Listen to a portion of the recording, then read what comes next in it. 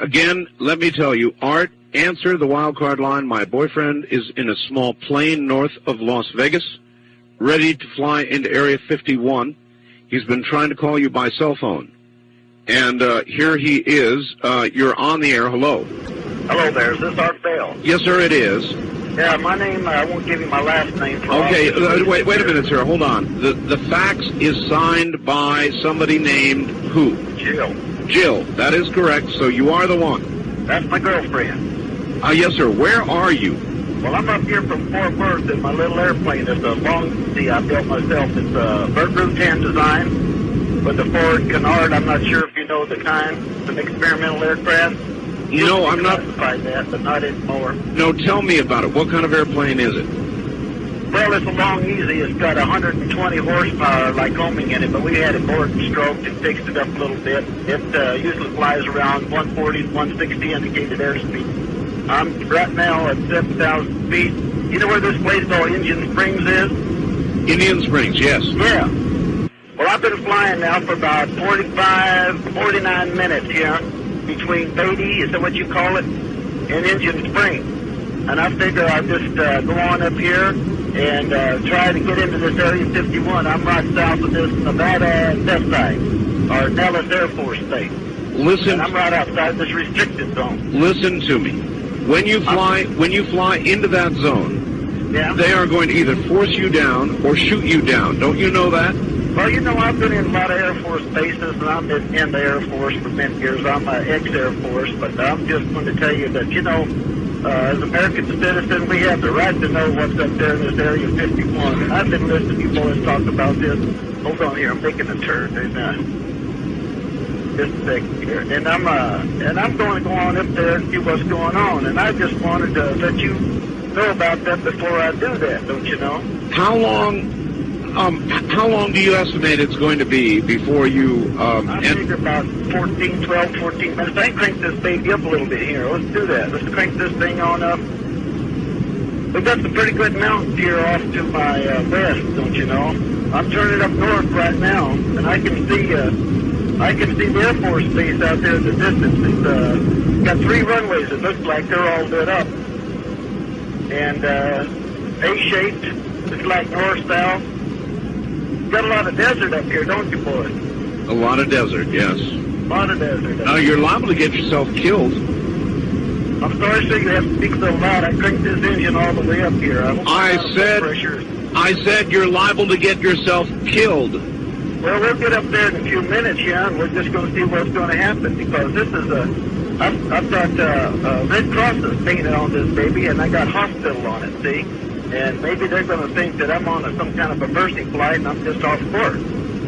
And I've got the radios cut off, so you can have radio failure, don't you know? And so I'm going to hold this thing steady here about around 65, 6,800 feet.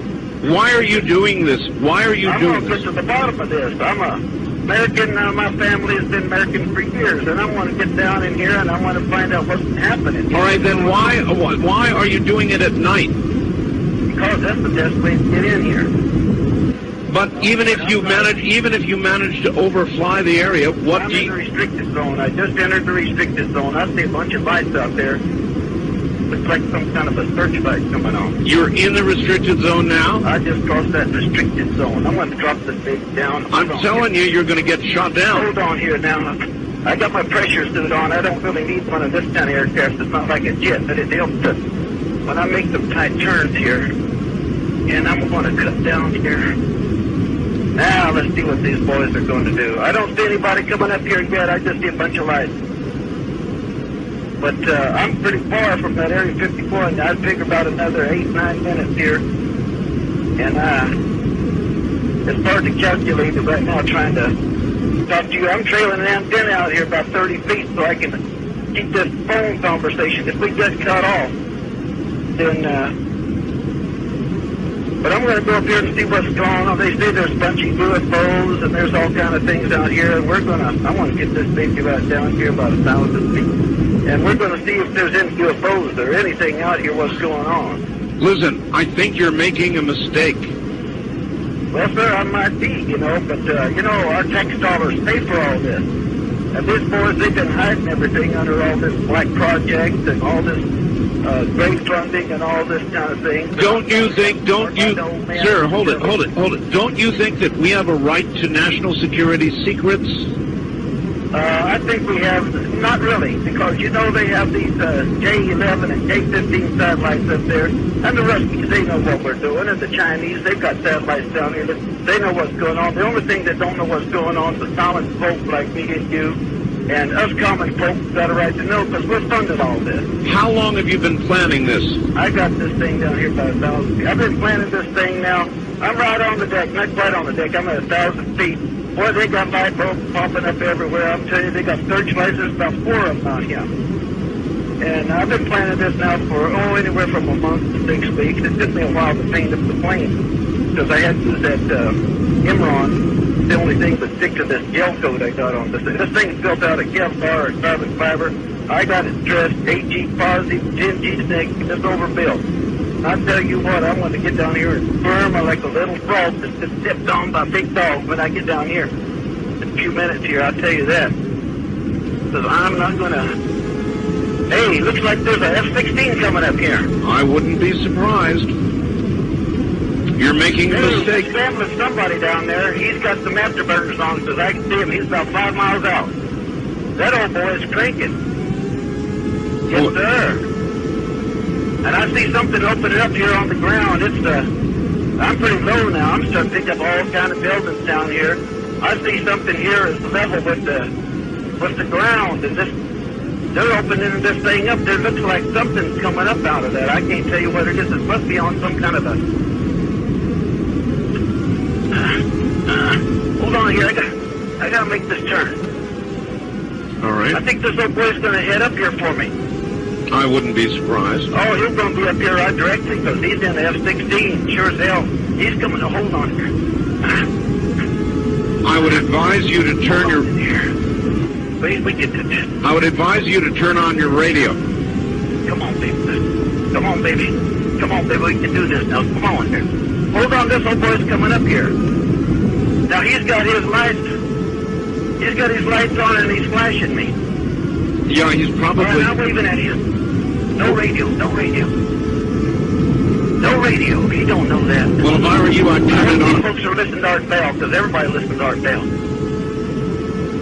Well, maybe if you're making... I gotta get some air. You're making a bad calculation because if they're not listening, you're going to be shot down. I don't know what he's going to do here.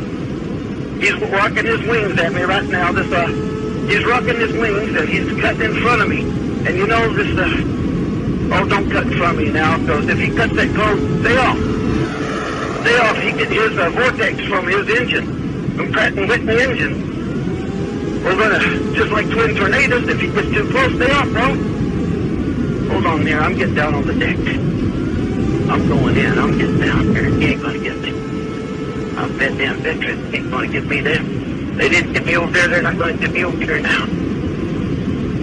Looks like some kind of rail gun coming up out of that elevator, that flat area over there that the doors opened up. It's got some kind of a weird-looking barrel on it with a light. And, oh, hell, they're doing something. They're shooting at me now. Oh, God. No, baby, I'm going in. I think I'm going in.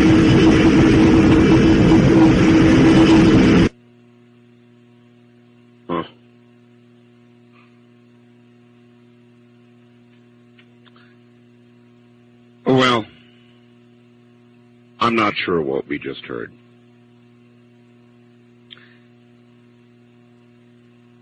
All I can tell you is I got a fax that read, Art, answer the wildcard line. My boyfriend is in a small plane north of Las Vegas and ready to fly into Area 51. He's been trying to call you by cell phone. I withheld the signature at the bottom of the fax so I could be sure that if I did get the person, I could verify it. Indeed, it was signed by Jill.